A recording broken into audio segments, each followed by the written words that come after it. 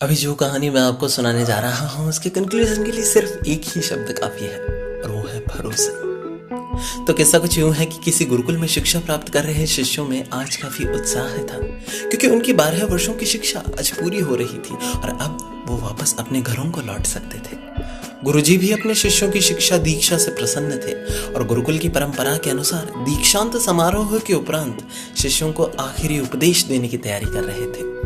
गुरुजी ने ऊंची आवाज में कहा, आप सभी शिष्यगण एक जगह उपस्थित होकर पंक्तिबद्ध हो जाएं, मुझे आपको आखिरी उपदेश देना है। गुरुजी की आज्ञा का पालन करते हुए सभी शिष्य एक जगह उपस्थित होकर पंक्तिबद्ध हो गए। गुरुजी ने अपने हाथ में कुछ लकड़ी के खिलौने पकड़े हुए थे। उन्होंने शिष्यों को खिलौने दिखाते हुए कहा, आपको इन तीनों खिलौनों में अंतर ढूंढकर मुझे बताने हैं। गुरुजी की आज्ञा अनुसार सभी शिष्य ध्यानपूर्वक उन तीनों खिलौनों को देखने लगे। वो तीनों खिलौने लकड़ी से बने बिल्कुल एक समान दिखने वाले गुड्डे थे। सभी चकित थे कि भला इनमें क्या अंतर हो सकता है।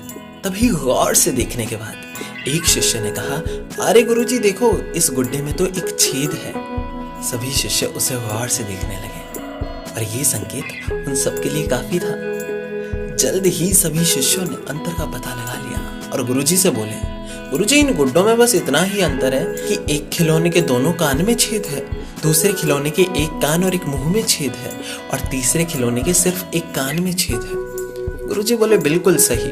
और उन्होंने धातु का एक पतला तार एक शिष्य को देते हुए उसे खिलौने के एक कान में डालने के लिए कहा। जब शिष्य ने वो तार पहले खिलौने के कान के छेद में डाला तो वो तार पहले गुड्डे के एक कान से होता हुआ दूसरे कान से निकल गया।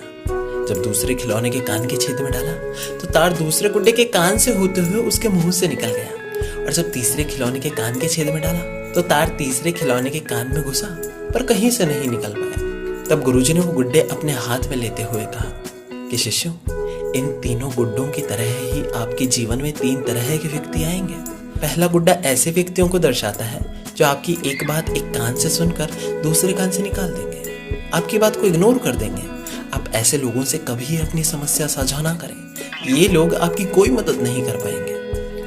दूसरा गुड्डा ऐसे लोगों को दर्शाता है जो आपकी बात सुनते हैं और दूसरों के सामने जाकर उसे बोल देते हैं। हे वत्स, ऐसे लोगों से बचें और कभी भी अपनी महत्वपूर्ण बातें इन्हें ना बताएं। और तीसरा गुड्डा ऐसे लोगों को दर्शाता है जिन पर आप भरोसा कर सकते हैं, अर्थात वो आपकी बात सुनेंगे, आप उनसे किसी भी तरह का विचार विमर्श कर सकते हैं, सलाह ले सकते हैं। यही वे लोग हैं जो आपकी ताकत है और इन्हें आपको कभी नहीं खोना चाहिए।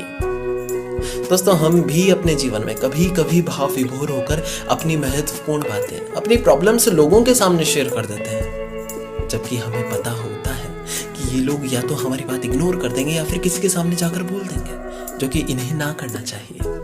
दोस्तों, हमें अपनी प्रॉब्लम, अपनी इंपॉर्टेंट बात उन लोगों को बतानी चाहिए जो हमें सुने, जो हमारी प्रॉब्लम्स का सॉल्यूशन हमें दे। दोस्त, पैसे का कर्ज हमारी जिम्मेदारी भले ही ना हो, लेकिन किसी का विश्वास, किसी का भरोसा अगर हम पर है तो वो हमारी सबसे बड़ी जिम्मेदारी है यार।